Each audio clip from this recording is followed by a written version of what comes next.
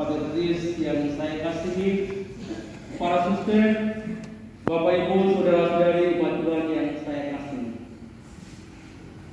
Mengawali renungan ini saya ingin menceritakan sebuah kisah yang telah dilakukan oleh para suster misionaris cinta kasih. Diceritakan bahwa pada suatu hari seorang anggota tarekat suster cinta kasih bertemu dengan seorang pengemis yang mabuk dan tidak terurus. Wajahnya sangat kotor, rambutnya kusut tak tersisir, jenggot serta kumisnya tidak dicukur, pakaiannya compang-camping dan badannya sangat berbau. Suster lalu membawa orang itu kepadanya. Diperlihatkan foto seorang pemuda yang tampan, rapi dan bersih. Pengemis itu berkata dan tersinggung, "Maaf, Anda menghina saya.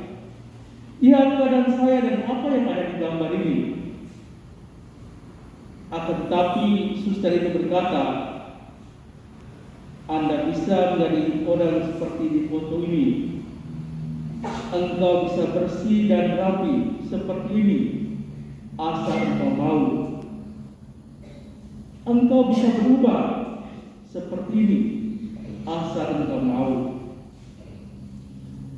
Kemudian berkat pendampingan, kebaikan yang dilakukan oleh para suster, orang itu akhirnya dapat terurus.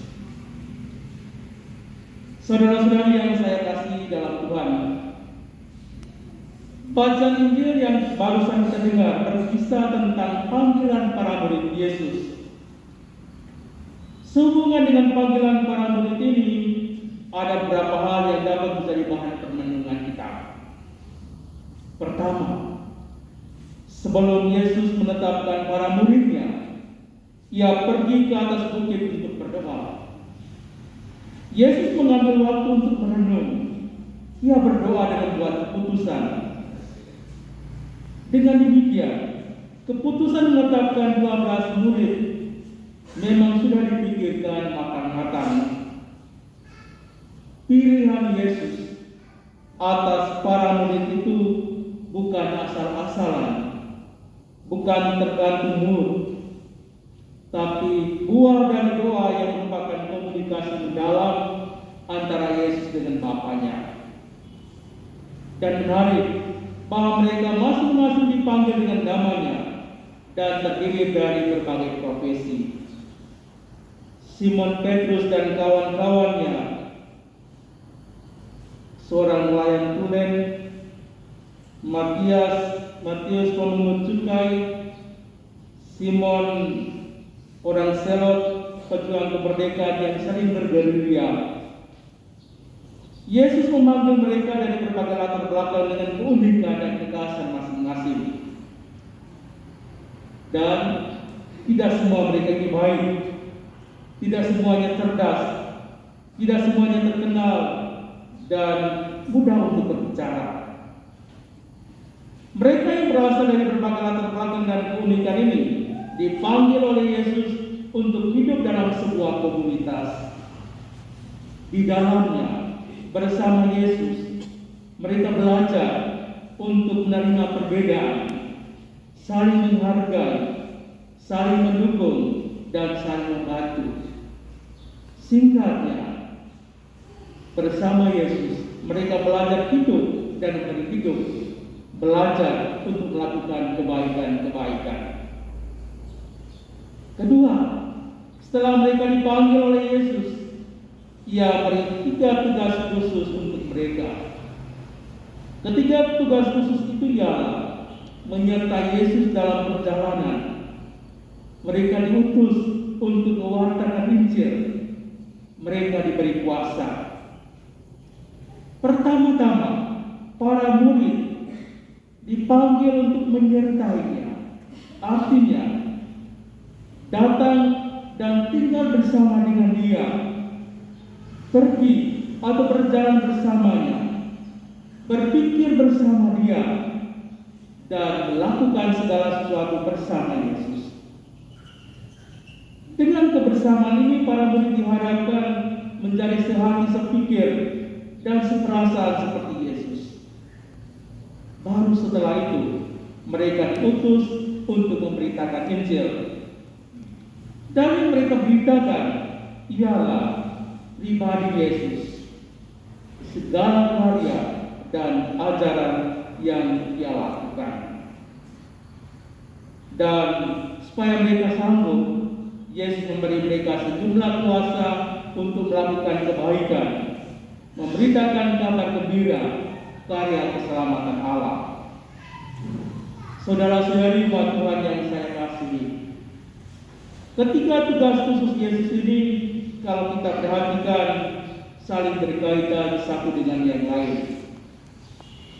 Seorang utusan menjadi kuat dan memiliki kuasa karena tidak jauh dan tidak lepas dari pokoknya, yakni Yesus sendiri, Dia yang mengutus. Kesatuan dengan Yesus mengukuhkan panggilan mereka untuk menjadi pewarta yang ulung.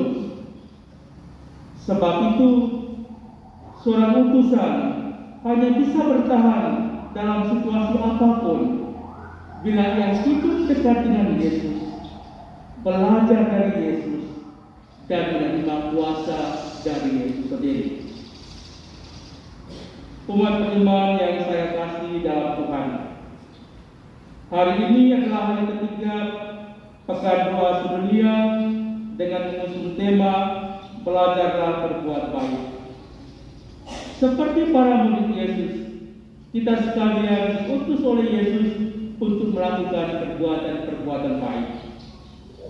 Supaya kita bisa melakukan perbuatan-perbuatan baik itu, pertama-tama kita harus menyadari bahwa menjadi orang Katolik adalah sebuah panggilan.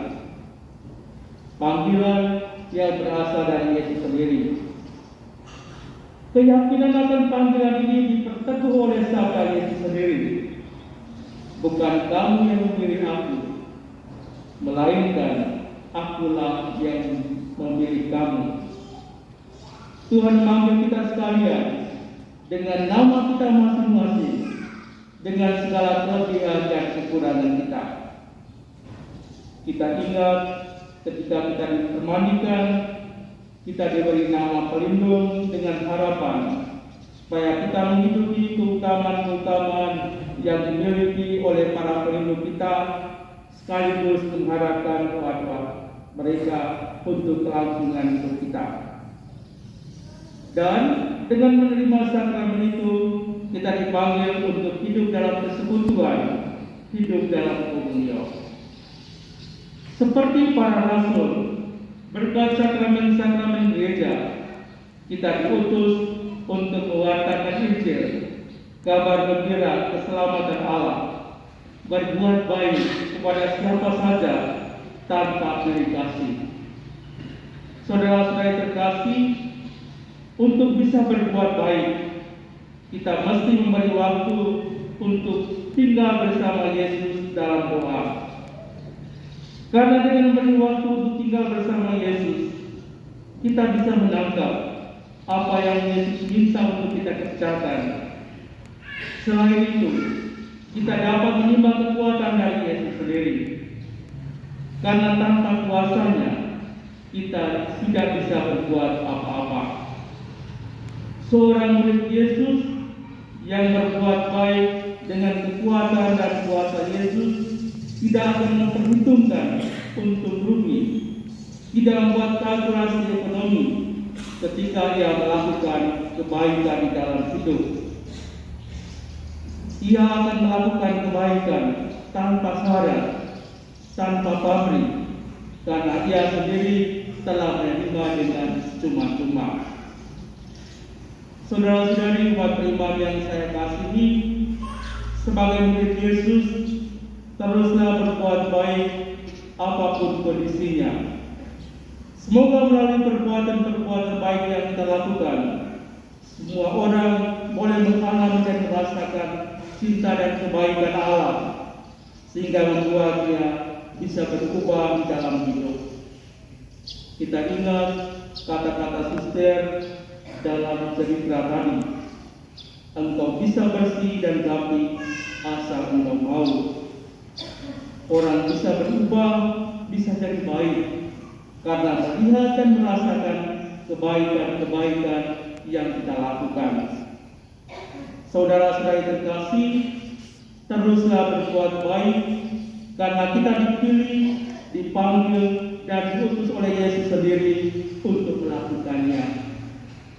Saudara-saudari terkasih, sebagai penutup dari renungan singkat ini, saya mengutip kata-kata indah dari Maria Teresia untuk memberikan motivasi bagi kita dalam melakukan kebaikan-kebaikan di dalam hidup. Maria Teresia mengatakan seperti ini: bila engkau baik hati, bisa saja orang lain menuduhmu punya pamrih. Tapi bagaimanapun, berbaik hatilah.